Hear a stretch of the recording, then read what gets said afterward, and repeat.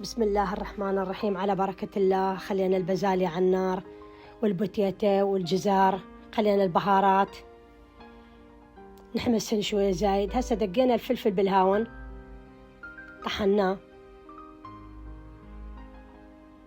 خلينا شوية فلفل حار، حمسنا الشعرية بالطاوة لمن ما تصير شقرة. صار الشقرة هسه خليناها على التمن هي والبزالية والبوتيتا والجزر.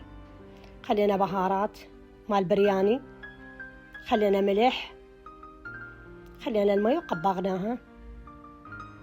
هسه بدينا نفتح بالدجاجة شوية على مود نخلي لها الصلصة، صلصة الدجاج.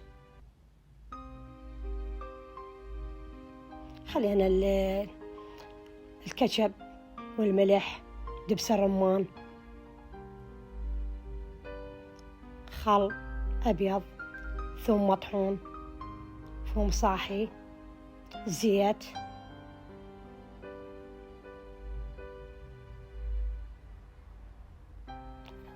وعلى فكرة خليناها مصاص. هسه بدينا ندهنها زايد، خلينا مندوزي.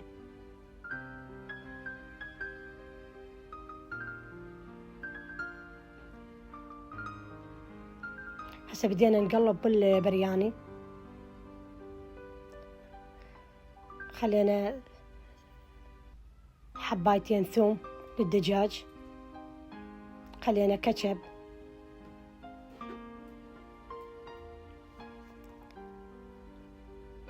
خلينا البوتيتا شراح، طماطة شراح، فلفل شراح، فلفل حار. هسه ضفنا عليها بعد صلصة، خلينا شوية صلصة يعني كترناها على صفحة قريب ما تستوي الدجاجة. خلينا عليها معجون، كترناها خاشقة معجون، لأن إذا نخلي معجون من البداية بسرعة تحترق. قمنا نخليه مرة الآخر رجعها للفرن.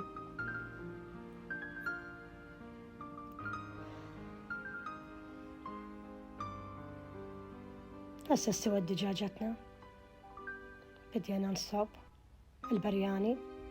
حبايبي سهمكم العافية وبالعافية.